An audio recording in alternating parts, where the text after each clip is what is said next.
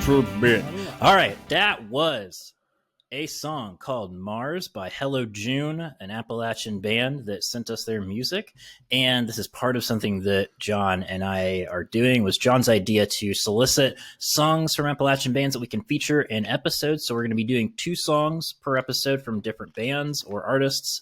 And so at the end of the episode, you'll hear another song from Brandon Wood called Walk Away in the outro. So be sure to listen for that. And if you have a song that you want featured in an episode, send it to us at appodlachia@gmail.com, and we will find a spot in the rotation for it. We got a lot to go through, but that doesn't mean we won't get to it. I think we're disc jockeys now. We are DJs, disc jockeys. That's right. Which is what I wanted to be when I was growing up, because I really liked the words, disc jockey. I thought that was cool. I did not, for the longest time, realize that was what DJ stood for. I thought they were 2 separate professions. Turns out they're not. So, well, that's what you go to school for, is to learn important things like that.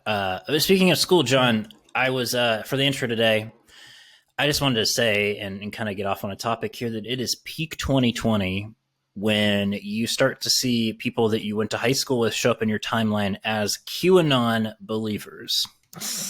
Because I've had that happen now multiple times, both family members and distant family members and people that I went to high school with. And it is disappointing, to say the least. I don't know that it's necessarily an indictment of our education system that you and I both grew up in, but it certainly is troubling. Yeah, this is... But I think part of the problem, too, is that these people don't realize that the things that they're sharing may be coming from there. Because if you look at some of the theories that come out of it, they get pushed into these, what I call secondary journalistic websites, which they're always conservatives for God, freedomandguns.com, that kind of Truth shit. for America. So, Tennessee so they Star. don't know they don't know what they're actually posting. They just see they didn't read it, pretty obviously, but they see the theory and they're like, that could be true. I'm going to share it. That is true. And I mean, that's the reason why Facebook now does the whole this information is not true. Yeah, it doesn't seem to stop people though. And I will say, nope. There is a difference between that. You do make a good point. Some people, which is still irresponsible, blindly share stuff without checking it. Or will share a post without really checking into it about something about pedophile rings, which maybe sounds true, but it definitely is a QAnon post. But then there's others who will, in between posting recipe and tasty videos, will say something about a Q drop, and I'm just like, I can't do it anymore, man. Just get this. This has got to stop. My favorite is I have family members, distant ones like my brother, they're pretty far off, who share things you're just gonna out your brother. All right. He doesn't listen. We're not conspiracy theorists enough. Anyway, he'll probably beat me up for this, but anyway, he'll post man, this fucking chicken parmesan looks so fucking good. And then the next one will be Joe Biden kills 12 kids. Trump says that's not good. Oh my God. Trump. Well, I'm glad that Trump weighed in on that. That's not good. Yeah. That's not strong good. Statement from the president there. Murdering 12 kids. That's not good. That's not I'm not good. one to attack my opponent, but that's not good. So yeah, I get it. That's I'm making jokes, but there are people from high school that there's one person I can think of in particular that just posts the worst kind of shit. It just comes out as super either racist or sexist or all of these other different things, and then you start looking back at where it came from, and it came from QAnon. That's where it began. I will say 2 things in response to all of what you just said. Number 1 is, in defense of your brother, not in defense of his post, but just in defense of him, he did, by way of you telling me, teach me a very important lesson about bread at the supermarket and how the twisty tie colors have some meaning to them. That is, hey, I am not saying that my brother doesn't understand things. I think he understands what he posts. He just doesn't fact check it. So I mean, it's and a lot of people do that. Even on the other side of things, they do that. So it's I get it, but yeah, that is important information. Second point is that at some point we're not even going to be seeing this anymore because everybody is getting off of Facebook and going to, and excuse me, John, it is Parlay. My wife corrected me the other day because she looked it up and she was like, that looks like it's the French spelling parlay. And I was like, what? They don't say parlay. No, it totally is parlay, which I believe means to speak in French. I just thought it was multiple bets on one bet slip. Well, I mean, that could be true too. The jury's still out, and I don't have a parlay account. Despite what I have said on Twitter, it is a lie. But that is it is actually kind of startling because there's a humongous uptick. I mean, it was one of the top apps in the App Store on Apple and on Google Plus or Google, whatever the hell, Google Store. And yeah, and then there's other weird shit too. Like there's one Christian Facebook. I don't remember what it's called. There's one called MeWe, which just sounds weird. Don't know about it. MeWe. But lots of people saying, hit me up on Parlay. Not going to be on this trash site anymore. Meanwhile, Facebook, the top 10 posts are from Dan Bongino, Mark Levin, and Ben Shapiro. And the Dodo, sorry. And one of the crazier things too is the guy who owns, I guess what's called Parlay, he now has the #1 podcast in the world. He's overtaken Joe Rogan on it. Oh yeah. Because of everything that's been going on. I'm not giving free advertising to that bullshit. Essentially gone to #1, which is really sad because the things he says are idiotic. But half the time, that's what Joe Rogan says. Yeah, so, I mean, he got famous for running for Congress and cursing at a reporter. So good for him, though. Oh yeah, I forgot about that. Mm-hmm. It was good times. Anyway, though, kind of transitioning away from that, we'll leave that there. Don't go on Parlay, but. Anyway, moving on from that, a couple of announcements. Patreon. John, our best week ever. One easy. It's crazy. Holy shit. First of all, don't want to come off as not grateful. We are incredibly grateful. We're a little bit surprised because look, it's me and John. But hey, I mean, sure. If I got to carry the team here, I will. That's fine. It's okay. But holy shit, unbelievable support. John, you want to rattle off the names? I think we should. Here we go. Kendra, Chad, Sarah, Jessica, Claire, Brooke, Whitney, Josh, Derek, Janet, Allison, Nikki, Charles, Christina, Kay, and Mike. Holy moly. And Charles was not me, just to be clear. Yeah. Look at that. John just joined too. I also wanted to mention, so this kind of prompted us to readjust our tiers a little bit. First of all, thank you to all those people who joined and to everybody else who has joined previously. Incredibly grateful. Seriously, it really means a ton to us, and it really helps us too because the costs of this are not free, and to get better equipment, to produce better episodes, it costs more money. So we really, really appreciate that a lot. And we wanted to adjust our tiers in order to kind of reflect that and give a little bit more to the people that are supporting us. So I wanted to read these off real quick. And this will apply to anybody that's already in those tiers. So for the first tier, John, $1 a month, Hillbilly Heroes, you get the exclusive Patreon posts we do every month, which we'll be talking about. We'll be talking about the one coming up for this week. You get access to our private Facebook page, a shout out on an episode, and access to the monthly Appodlachia newsletter, which we'll be launching next month. The second tier, the Mothman True Believers, $5 a month. You get everything the previous tier, weekly outline that we'll be releasing a day before the show, access to exclusive Q&As, and the sticker with our logo on it. The third tier, $15 a month, the 18 Husky Hall of Famers, everything previous tiers. You get the Founders T-shirt. It's being discontinued, though, and we're going to work on a different shirt. Access... By the time this episode airs, it'll be... Yes, by the time this episode airs, it'll be discontinued. But don't worry, you can still get a shirt through that. We're just going to have a different shirt. We're hammering out the details of that this week. You get first priority when new merch drops and access to exclusive monthly video content. And then finally, the top tier, $500 a month. Don't expect any of you to join, but put it on here for the fun of it. The Golden Grill Wagyu beef with Big John. You get everything else plus an exclusive autographed Martin Elementary Rams Iceman number 35 jersey and 18 Husky sweatpants. If someone is foolish enough to join that, we will make it happen. I think I may still have the original jersey.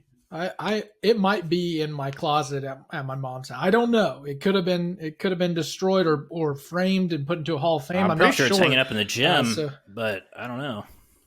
It is above the rafters. But I thought I had another one too. Fair enough. Well, and speaking of that though, our exclusive segment this week, we're going to be talking through some of our favorite responses to the tweet that we put out, what seems Appalachian but isn't. There are some great responses. We're going to break some of them down for you. It'll be really fun. Go join this. You'll get access to that as well as all of the other posts that are on the site, patreon.com/Appodlachia. And finally, John, as far as announcements go, we've got an award show coming up. You want to talk about that? Yeah, I know what people are thinking. John, how are you hosting an award show already? I mean, you're not even a year into this.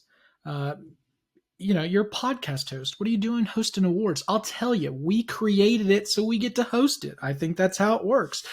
Anyway, November 30th, that's when nominations are going to close. So you have to get them in. If you go to our Instagram, you'll see that the link is in the bio. If it's on Twitter or Facebook, we've probably posted it, 10 or so times by now. Make sure that you go nominate the Appalachians that you want to win. If you don't nominate them, they can't win, and then it's kind of your fault. So really, the big thing here is November 30th, nominations close. Then we're going to cut to the top 4. So as soon as that nomination closes, we're going to get that set up, and then you are going to vote. It's not up to Chuck. It's not up to myself. It's up to you who wins these prestigious awards.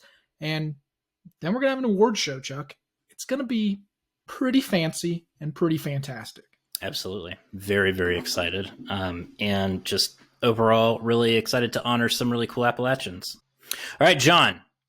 We've done this segment a couple times, wanted to bring it back because it's been absent for a couple weeks because of the election. Appodlachia, it's where I choose a stat, a figure, a number. John does not know what it is. I do. We talk about it, and it's all relevant to Appalachia. Today, John, the number 600 billion. What do you think it is? 600 billion with a B. I'm going to say it's $600 billion. Yes. Okay. It is $600 billion. I'll say that. Okay. It's $600 billion, which is the amount of money that we have wasted on on terrible recounts. I don't know. Oh boy, I don't think it's been that much, but we have probably wasted some money on that. Yes. Oh man, the amount of money the region has lost due to people leaving. That's another negative one, but a good one. I don't have the figure on that. Could be close to that, but 600 billion actually is the figure cited by Pittsburgh Mayor Bill Peduto when he has been promoting a new Marshall Plan for Middle America, which I thought was interesting. I wanted to bring it up for a little discussion. I think this is something that we should discuss more on this show. I know there's a lot of people that don't have great feelings about Mayor Bill Peduto. This really isn't a comment on him, but just of the idea in general. Don't even know if it came from him. But the plan calls for $600 billion in investments over 10 years in Pennsylvania, West Virginia, Ohio, and Kentucky to fund renewable and energy efficiency projects. The author of it said it would create 270,000 direct jobs and 140,000 induced jobs. And it is, of course, named after the Marshall Plan, which was the United States' $13 billion effort to rebuild Western Europe after World War II. I thought this was an interesting idea, a Marshall Plan for Appalachia. And I think we've kind of alluded to something similar to this for a long time, but it's worth bringing up because it should be something that's up for more discussion than it is, especially with the new administration coming in January.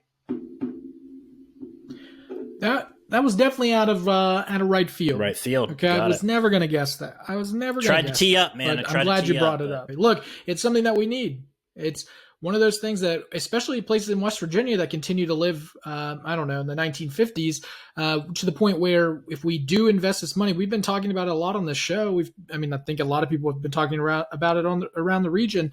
It is something that we need. I've not looked in depth to the plan, so I don't know if I, am fully in support of it, because there may be something terrible in it. But in terms of on its face, sounds like a good idea. Yeah, I think anything that gets any news attention that talks about bringing billions of dollars to Appalachia will definitely pique our interest.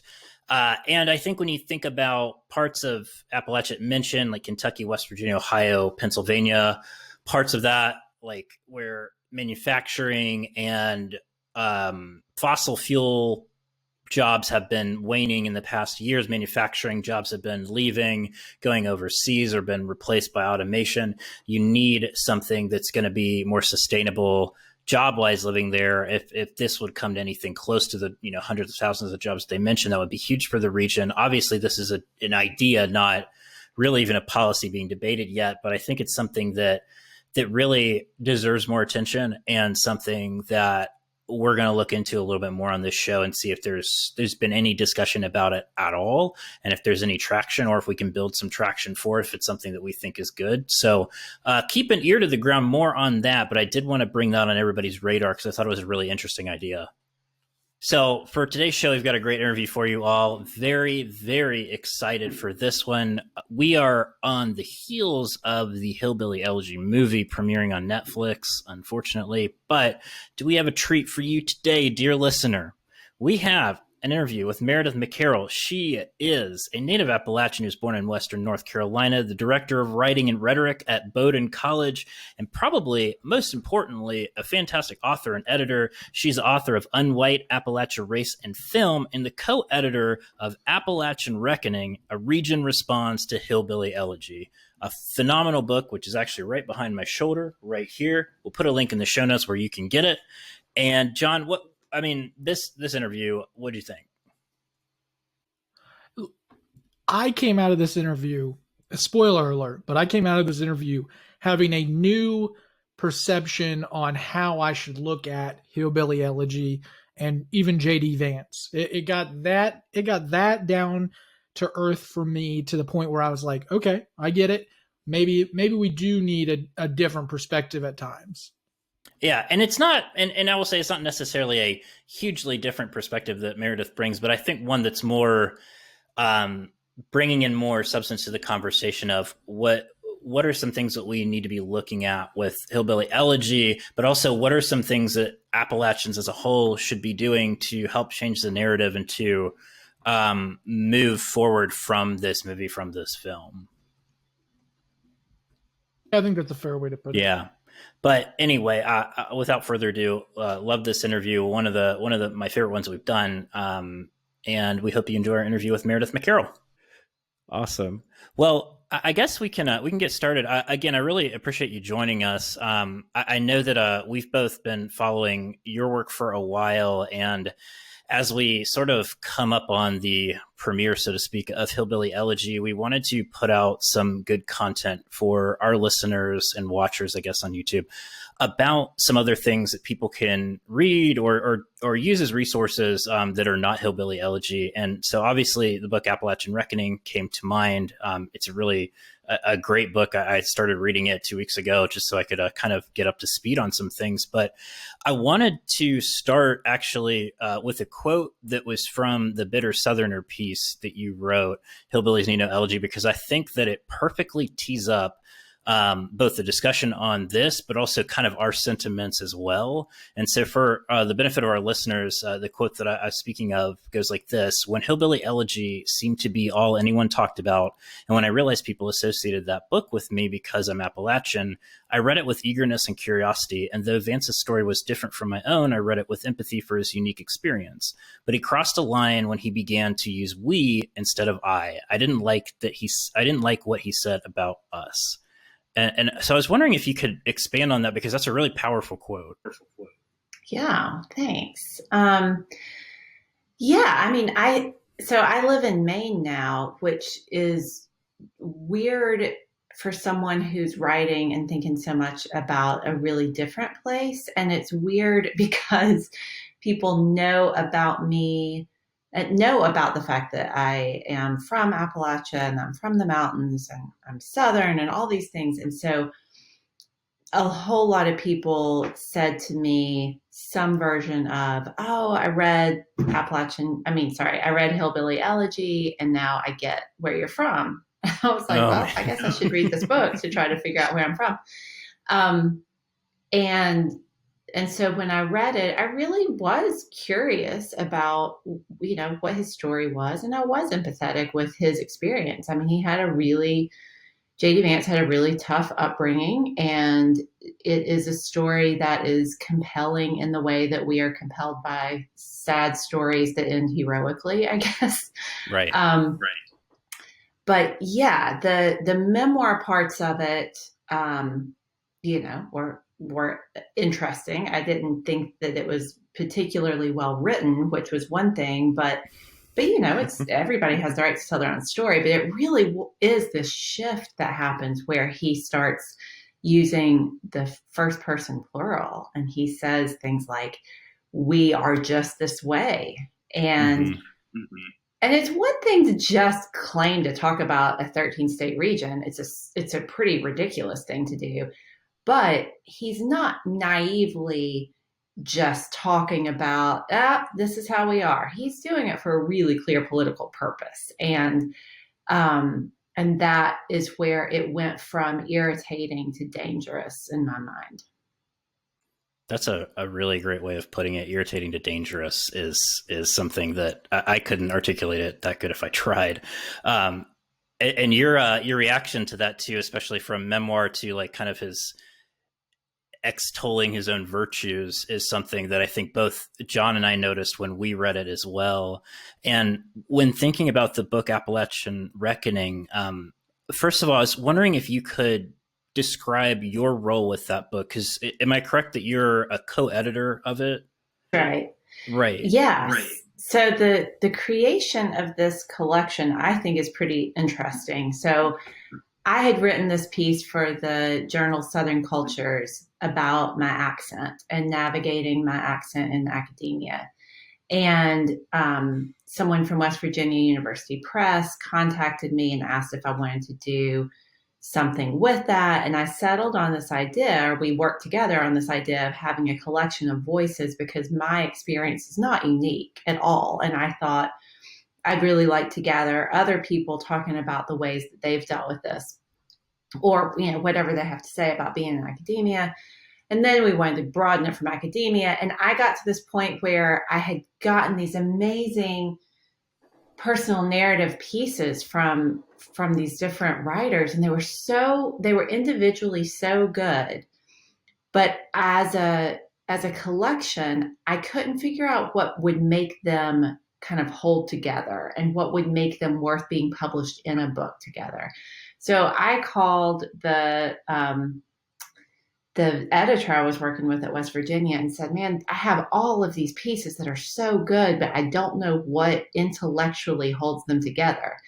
Apparently the same week, Tony Harkins let me back up a little bit. A year earlier, Tony Harkins had put together a panel at the Appalachian Studies Association conference collecting responses to Hillbilly Elegy, because, there were these amazing think pieces that were coming out, some of which we were lucky to have in the book, but probably some of your listeners know about, in addition to Elizabeth Catt's incredible book, What You're Getting Wrong About Appalachia, there were these shorter pieces that were popping up that were really evidence that that this book was not representative, and it had struck a nerve too. And so Tony did this panel, all of these people came, it was really popular. And then from there, the same editor said, hey, you should do a collection of responses to Hillbilly Elegy. So the same week he had talked to the same editor and said, all of this is really, they're good pieces, but there's no heart there. And so this brilliant editor whose name is Andrew Brzezinski, put together this idea where he was like, let's get on the phone together and see if we could potentially combine these projects. So my part of the project was always narrative, and it had nothing to do directly with Vance. Mm-hmm. And Tony's half was directly addressing Vance. And then we were able to like bring them together and make room for this, in this intersection, something new was created, and some more pieces made their way in, and made space for photography and more poetry. So my role really was what drew me to the project was collecting more perspectives, not necessarily to silence Vance, but to make a chorus instead of just having this one dude talk for the region, which is what was happening at the time. Absolutely. That's I think that's a really smart way of approaching it, because rather than silencing somebody, you're providing a retort of sorts, not always, but sometimes, especially with this book. And so one thing that I wanted to ask, I thought that the first two sentences in the introduction of the book were really instructive and kind of sets the tone for the entire book and just the discussion in general, which is, it was, quote, "This is a book born out of frustration. This is a book born out of hope." So I guess that's one sentence, excuse me. But I was wondering if you could maybe describe kind of the sentiment behind that. Yeah. So after that conversation I just described, where Tony and I, had this idea of bringing the projects together, and Tony was someone I had long admired, but had never really worked with or known very well. So, it was like a year or more after that, although this book moved pretty quickly. The process, I think all along, initially, there was frustration that created so many of these voices. And you hear that in some of the writers that are included here. Like Ivy Brashear has a piece where she's writing from a place of real frustration about the way that Vance talks about his grandmother. And one of her big takeaways was, who would talk about their mama that way? Right. And so she talks about her own grandmother, and to kind of counter that, but also to put him in a certain context. And so there's definitely frustration in pieces like hers and some of the other more corrective pieces. But as this project went along,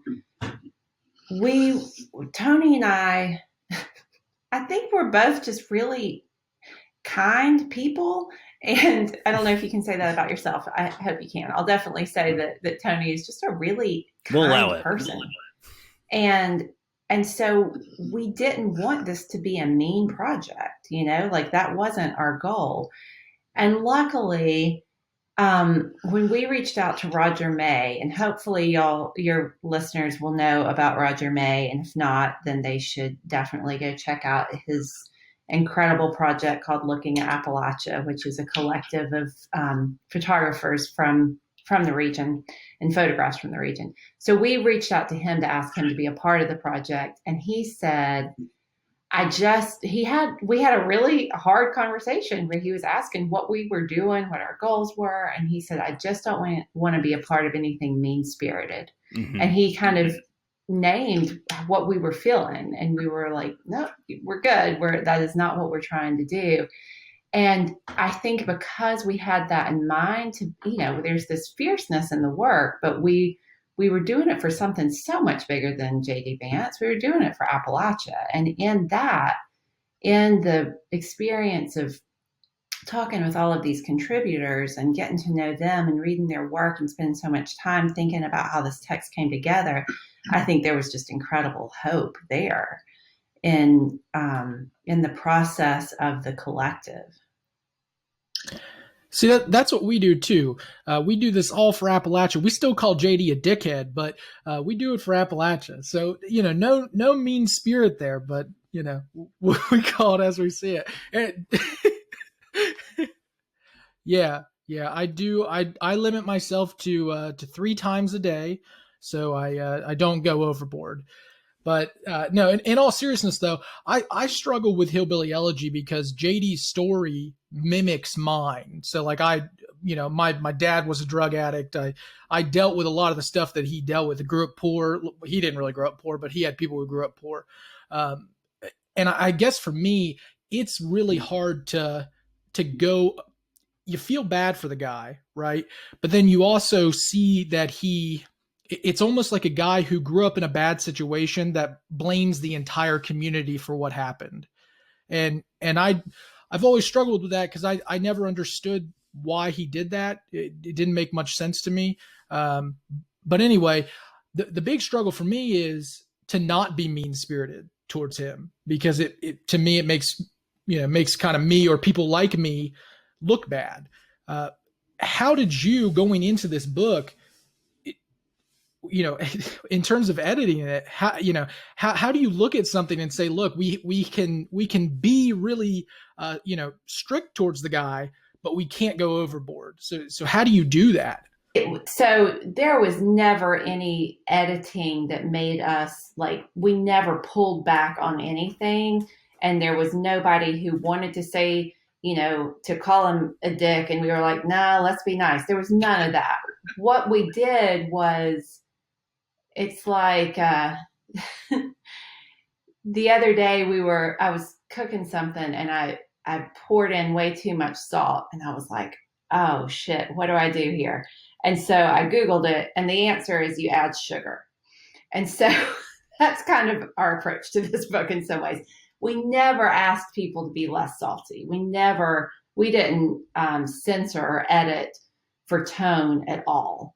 And so you have a real range. You have angry people in the book, and their voices are so valid and so important that they are angry. And but for me, I think the way it ended up happening, and I think it happened organically because these started out as two different projects and then they came together. And so there's also, I don't know that they're necessarily sweetening this up, but it's countering, like it's just half of the book isn't even about Vance. It's just people telling their own stories, right? So like Robert Geib has a piece in here, and he did not want to write about Vance because he was like, I'm sick of the guy. I don't want to give him any more attention. So he just writes about his own experience. And it's not a sweet story by any means. It's not like we countered it with some, like romantic ideas. There's not much romance in the book, but there's a lot of realism. And so I think that what ends up happening is that the anger and the venom that's in there just kind of gets balanced out with a whole bunch of other stuff that doesn't have anything to do with Vance. I think if we had been at all aware of an outcome that we wanted to not be, we wanted it to be fair and balanced or something, I think it wouldn't have worked. It just kind of ended up that way. And I think what was hopeful about it was that we were just focused on, and like Roger's thing about not being mean-spirited, what was driving me the whole time was just something beyond J.D. Vance, knowing that he's a flash in the pan. He's going to have a couple of flashes in the pan because of the movie, whatever. But this is so much bigger than him, and this is about this huge, complicated region. And so the opportunity to just bring together a whole bunch of different perspectives kept us from really having to edit for any kind of tone or purpose. You know what I mean? Yeah, definitely. I guess the big thing going forward now is that obviously we have this movie coming out, Netflix, a lot of people are going to see it. Right now the reviews are terrible, which thank the Lord, but that doesn't mean that everybody's going to see it that way, especially with the book. Like we all three of us saw it one way, but we all have colleagues who say, I know about you. I read J.D. Vance, So I guess one thing that I'm interested in is, what do you, as somebody who's kind of, taken a lead in this effort to kind of combat these voices like J.D. Vance or people who believe in J.D. Vance, what do you tell people in terms of after the movie? Is there a route to take to try and to kind of lower those voices while getting Appalachians to be a little louder. Yeah, I mean, I think that's tricky. People have asked me, okay, well, what films should I watch instead? And it's a lot easier to answer the question, what books should I read instead? Yeah. Just because there are a whole lot more books that are made, written by people who care about the region or are living in the region or are from the region or, all these different connections to Appalachia. There's so much writing that you can point to and the number of films that are out there that are going to make their way to the main, to the movie theater, if people actually go to movie theaters anymore. Apparently this is going to the theater, which was confusing to me in this pandemic. Interesting. But, it's harder to figure out how to counter it. And the power of film has always been, I mean, it's something I've spent a lot of time thinking about because a hell of a lot more people watch Deliverance or will watch this movie than read any book from the region. But I kind of feel like this is a situation of like giving them enough rope and they're hanging themselves, I mean, the movie, I haven't seen it, comes out soon. I'm writing a review of it, so I will watch it, but it's gotten canned. I mean, I haven't read a single positive review of it. Have y'all? I have seen a positive review only of, I think, the acting of maybe Amy Adams and Glenn Close, but not of the film itself. Yeah. I guess my general approach is to just take the bigger picture here. I think that it's interesting, this book Appalachian Reckoning was framed as a response to Hillbilly Elegy because it was, but also because that was part of what needed to be on the book cover, because it signals a thing. It got readers in and helped them understand what the book was doing. I don't think it was inauthentic in any way, but it was intentional in terms of demonstrating what the book is doing. And so spending the past couple of years being understood as like the spokesperson for this anti-J.D. Vance movement thing, or one of the spokespeople, has been strange because I'm like really over J.D. Vance. And so with the movie, I was pleased that it was not well received, not because I want him to fail or I want, what's his name? Ron Howard. Yeah. I was trying to remember his character name on the Andy Griffith show. It's not like I want people to fail, but I want to halt the damage that I think this book and this movie have done and will do. And so my instinct is just kind of to take a broader view and realize that in the whole scheme of things, this book and this movie are not going to make an enormous difference, and instead focus my energy on raising up and highlighting what is happening in the region, and not just writers and films, but music and art and the activism and just the stuff that you guys pay attention to on the podcast. It's so wide ranging. There's so much more going on in Appalachia, and I think just being ready to put that in front of people instead of just focusing on J.D. Vance. Yeah, you're absolutely right. And I think it kind of builds into a broader point of changing the narrative or introducing a more truer and different narrative is part of a sustained effort. It's not going to be accomplished by one book. It's not going to be accomplished by one movie that comes out in response to Hillbilly Elegy. It's part of a sustained effort upon a community. And so I think the point you make is very valid and very true. One thing I did want to ask you about, which kind of pivots a little bit away from Hillbilly Elegy, but was brought up in the piece that you wrote for the book, that actually hits on something that we talked about last week. You had a piece called On and On, Appalachian Accent and Academic Power. It struck us because you mentioned being in a class about Appalachia during your first year in college and your realization that your home, Haywood County in North Carolina, suddenly was more than a place to you. It was an identity. And that like hits the nail on the head with what we were talking about last week with that realization that being from Appalachia isn't of itself an identity. And I was just wondering if you could talk to us a little bit about that feeling and kind of what you meant by that, because I found it very interesting. Yeah, I mean, part of what I am writing about in that moment, I think so. I know so many people from Appalachia feel that I don't know very many people who grew up. I don't know very many 10-year-olds who are like, I'm an Appalachian American, right? Like that is not language that was used in my hometown. And um, it was always very clear to me that it mattered that I was from the mountains. Mm-hmm. And that I was Southern to a certain extent, but to a lesser extent.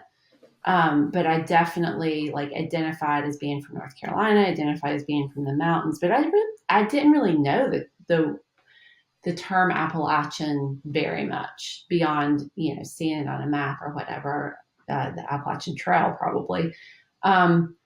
So I took this class that was called Experiencing Appalachia, and I was at Appalachian State University. So, I mean, this word is everywhere, right? It's not like it was not a word that I knew, but it was not a word I had applied to myself. And I didn't really think of it as an identity.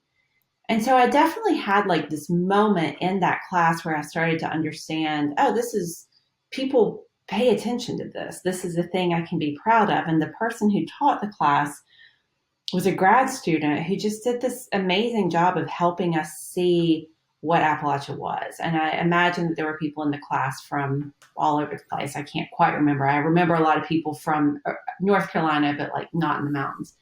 And I think it was a longer process than I am able to write about in that piece to understand what it meant for me to be Appalachian. And it involved going on and reading Appalachian literature and realizing that I didn't know that was a thing until I was in college and took some of those classes and could find myself connected there in certain ways. But like so many people, it was when I left the region that I understood what it meant to me, and that I understood that was the identity that made the most sense for me to claim. I think in terms of intersectionality, yes, there are all kinds of other ways that I would identify, and my identity is shaped by gender and race and all of these things. But when I was away from the region, that identity solidified for me, and it felt like something that I really, it was a place that I missed, but the identity just kind of, I feel like it just, it clarified for me that was who I was, that those things that made me different from the people. I was living in Boston at the time, and the things that made me different from the people I was working with or the people I was eventually in school with, so much of that was what made me connect to and feel a kinship with people who were from other mountainous places. You kind of hit on something that reminded me. Last episode, we did an entire episode on Appalachian identity. And one thing that we've seen is young people, especially like the 16, 17 age range, all the way up to about 30, they struggle with the idea of being an Appalachian. Like, it's not an identity that just, like you kind of hinted at, it doesn't come naturally at first. It's something that you kind of grow into. What would you tell somebody who's struggling with this identity of being an Appalachian? Well, I think I would say that you have the power to make that identity mean what it means for you. We all know that there are as many different ways to be Appalachian as there are Appalachian people, right? I don't know. It gets really messy. Sometimes people have asked us or asked me to say, okay, well, I get that you're saying the Appalachian identity is complicated or that Vance got it wrong, but what is it? Just tell us, what are the characteristics? Yeah. I'm like, no.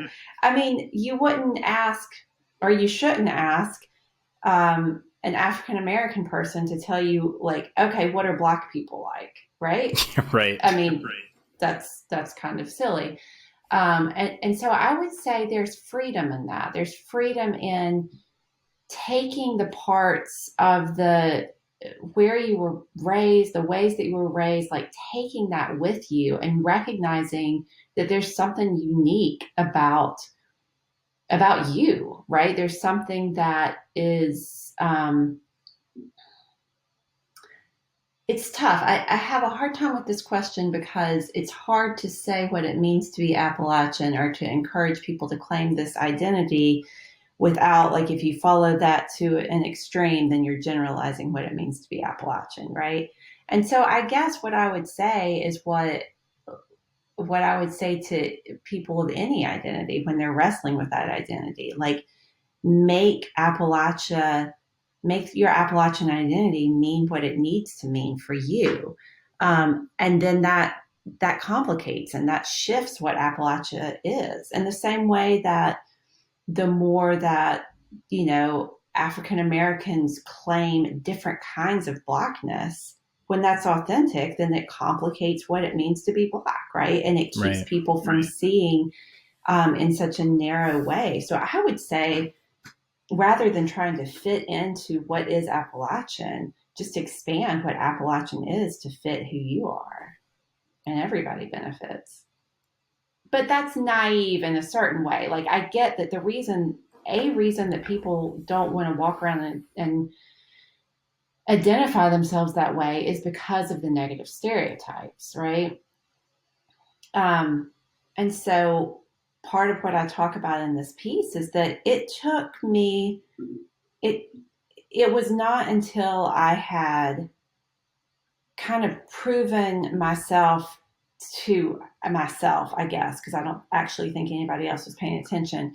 But once I had, like, gotten, the right degree and had a particular kind of job, that I was able to try to speak differently or speak the way that I had grown up speaking, which for me, it was a little bit too late. And I hear this all the time, that people learn to pass and they lose their accent. And then when they're ready to go back to it, it's too late and they've lost it. Mm-hmm. And so, I haven't lost my accent entirely, but I think that my hope is that people don't have to pretend to be somebody else, don't have to talk in a different way.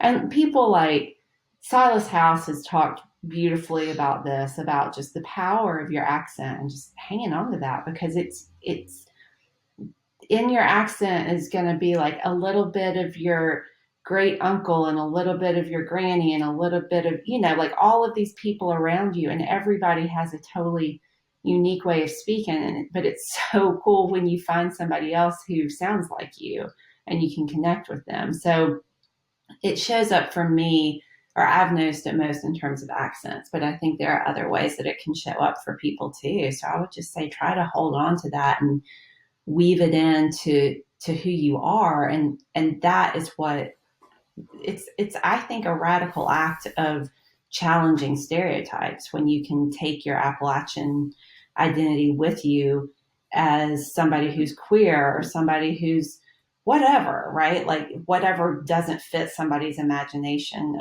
of what it means to be Appalachia. Yeah. That's such a great way of putting it. And I think, like, the way that you described that, how Appalachia Appalachian identity isn't necessarily monolithic, just as being a Black or Black American isn't necessarily monolithic. And just how, like, something like your accent can tell so much about you to other people, but also tell you so much about yourself, I think is really a really powerful way of wording it. And I think a really kind of a good endpoint for this interview. I really appreciate you coming on and talking to us. I've really enjoyed this conversation. I'm sure John has too. Is the last thing I want to ask is, how can our listeners find your books, support what you do, anything like that? Yeah. So I have a website. It's meredithmccarroll.com. And my first book is available from University of Georgia Press. It's called Unwhite, Appalachia, Race and Film. And then Appalachian Reckoning is available from West Virginia University Press or an independent bookstore near you. Awesome. Definitely support those independent bookstores. And there's so many ways to be able to find out how you can buy one on it from an independent retailer, even online. So we'll put a link to that in the show notes. Again, Meredith, thank you so much for joining us. We really appreciate it. Thanks so much for having me. Y'all take care. John, again, really loved talking to Meredith. I felt like she brought kind of a new and fresh perspective to viewing Hillbilly Elegy, not from a scornful standpoint, but from one where people can kind of take away like, okay, but how do we move forward from this? J.D. Vance is sort of a flash in the pan. Appalachians are here to stay, and there's still so much work to be done. What can we do about that? How are we spreading what it means to be, Appalachian, or what it means to us? And so I thought it was a really good conversation. Yeah, I mean, it was definitely, I think, maybe a little different even than I expected when we went into it. It's one of those things that, like I said, changed my perspective. And, I think it changed it for the better. And hopefully I can implement that going forward. Damn straight. All right. But with that, let's move into it, man. Beef with Big John. And before we go into the intro, if we have anybody out there that wants to create an intro to Beef with Big John, we have an artist or a band out there that wants to do one, we will 100% use that in every single episode. So if you have a submission for that, please do it. But without further ado, Beef with Big John. Before I get started, Tim Burchett. Tim Burchett. Okay. All right. Today I've got beef, and generally I try to stay away from overly generalized topics, but it has been so rampant that I've got to talk about it. I'm so sick of seeing congressional members share false things on social media. One of them being that Trump has won the election or still has a chance to win the election. That's not true. In fact, those people who are sharing that are congressional members shouldn't be in office, because what they're doing is they're undermining the democracy that actually put them in office. It makes no sense. If they win their election, especially this year, how come it's not rigged but Trump's is? Nothing makes any sense when it comes to these people. Nothing will make any sense because, they're going to wait until Trump is out of office and then they'll say, oh, I never acted like that. A couple other things that have happened. Tim Burchett. Chuck, we know him. We know him on this podcast, right? He's a Republican congressional member. He is kind of an oddball. He's definitely not the worst Republican member. And I've actually met with him on some advocacy related things a couple of times. He was good to meet with. He came down in a good way on the Parks Act, which we were working on. But anyway. Yeah, I mean, he's not the worst, right? But even if we don't see him as the worst, we still got to call him out on his bullshit. And one of the things that he decided to do was share an edited video. One of these, which we're seeing a lot more, but especially from our president, but now congressional members as well, they're sharing things that they don't fact check. One of them being, there's a video, you've probably seen it by now, of these people kind of sucker punching this guy in DC at the Million MAGA March or whatever the hell it was called. And he gets beat up by a few people who many are saying are the Black Lives Matter activists. But what that video doesn't show you, at least the one that Tim shared, is that he was shoving and hitting women before that. He was actually the aggressor of this situation. There was a guy with a microphone that he ran up on and tried to attack. He was the actual aggressor, but that doesn't prove their narrative, Chuck. So they have to edit it and show one thing over the other. Look, I'm not advocating for any violence. I don't think that anyone on any side should be having any type of violence. But let's be realistic here and let's be truthful. If somebody is the aggressor, they should be seen as the aggressor. And these people should be as, seen as self-defense almost, or coming to the aid of others. It was a very disgusting thing. And look, again, I don't like violence. I don't think that violence is needed right now. It's one of those things that if we're going to show these videos on social media, especially if you're a congressional member, be truthful about it. Check your sources. For the love of God, you're in Congress.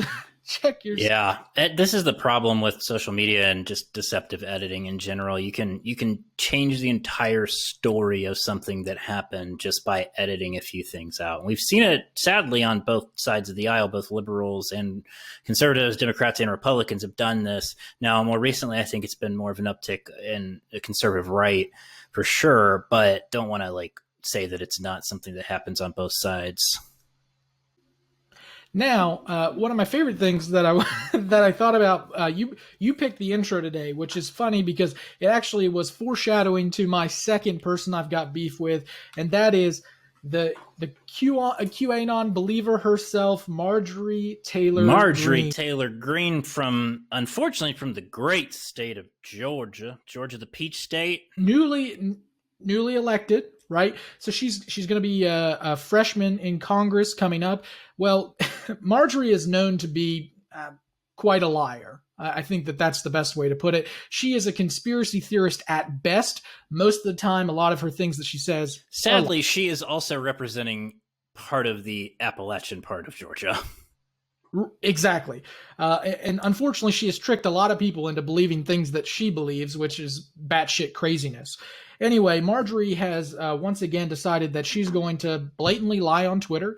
And one of them being that when she got to D.C., she is known for being this in-shape congressional member now.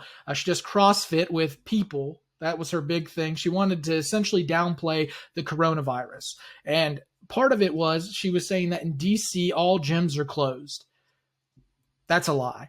The gyms are not closed. In fact, the hotel she was staying in, their gym was open. It was open for over 10 hours that day. You know how people found out? They called her hotel. So essentially fact check. We should not have to fact check our congressional members. We shouldn't. This is getting but insane. Sadly we do. We are now electing. Look, there was always a running joke that politicians were liars and cheaters, right? We're actually electing them now, openly electing them and supporting them. Yeah, they don't even try to hide it at this point. Right, Donald Trump cheated on his wife. Now, for some reason, no one gives a shit. People like Marjorie blatantly lie on Twitter. No one gives a shit. We're getting to the point now, this.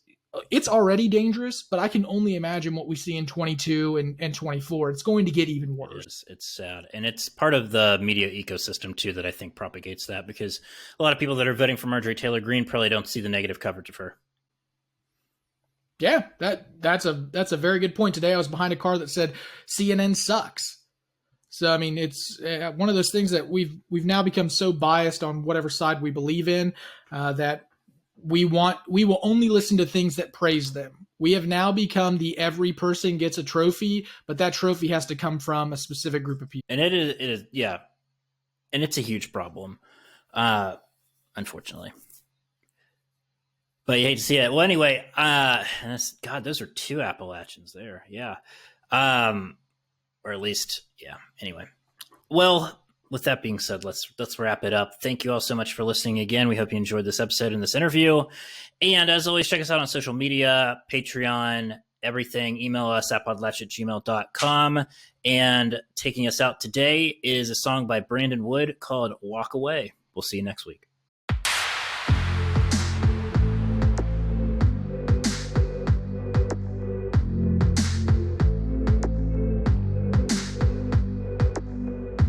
Broke my heart, shattered in two, but these pieces bleed for you. How could you take my name and drag it around this town, turn this lover to a clown?